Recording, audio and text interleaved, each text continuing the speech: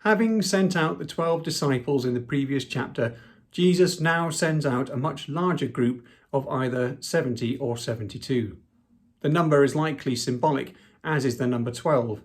Jesus probably chose 12 disciples to be his apostles to represent the 12 tribes of Israel, which hinted at their restoration, as there was a hope that the lost 10 tribes would one day return.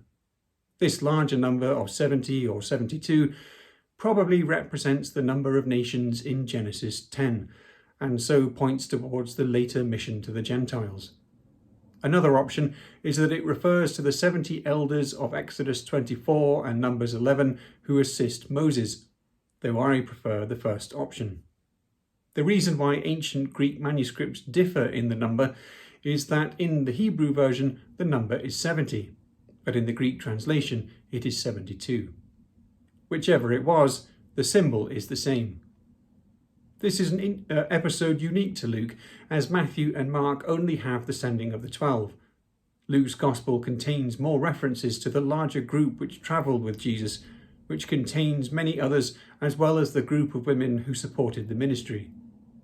Jesus' response to their joy as they return victorious in their ministry is intriguing.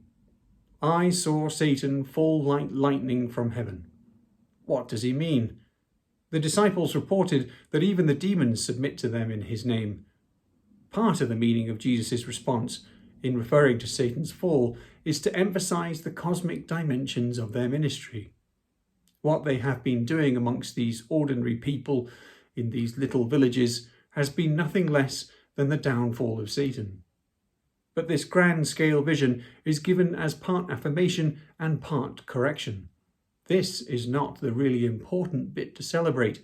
The destruction of Satan is ultimately God's work and can be done easily without human participation.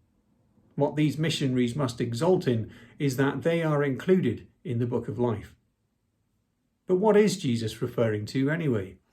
Did he have a vision of Satan's fall akin to Revelation 12, either as a present spiritual reality or something which was to come soon, but was beginning in this ministry which the missionaries were now furthering? I suppose it is impossible to say. My feeling is that Jesus was speaking figuratively in his and their joy, for the reasons just given. The famous parable of the Good Samaritan comes after this section on ministry.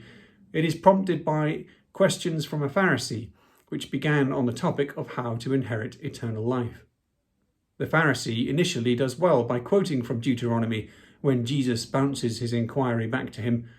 But then, as Luke records, wanting to justify himself, he seemingly looks to limit the demands of this law.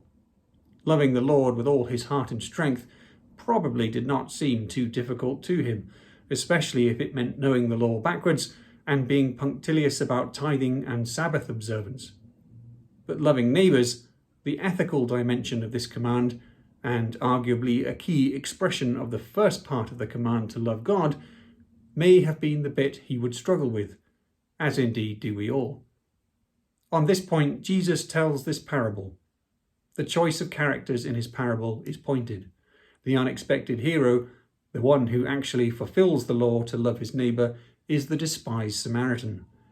The Jews and Samaritans were at loggerheads, to say the least, and Luke mentioned in the previous chapter how they did not welcome Jesus into their villages, and how James and John asked if they should roast them with heavenly fire for this insult. Jesus puts the ball back in the Pharisees' court with the question, of these three, who do you think was a neighbour to the man? This is the power of Jesus' parables, which engage the attention, bring the listener on a journey, often confound expectations, and ultimately invite the listener to engage. The Pharisee shows he understands. He could have been surly in his reply and simply mumbled, "the Samaritan." But he brings out the real meaning in his response, "the one who had mercy on him." That this is exactly correct is seen in Jesus' concluding reply, "Go and do likewise." The Pharisee had started out wanting to know who was in the category of neighbour for him to love, but Jesus showed him that rather than looking for a neighbour, he must become a neighbour to whoever needs one.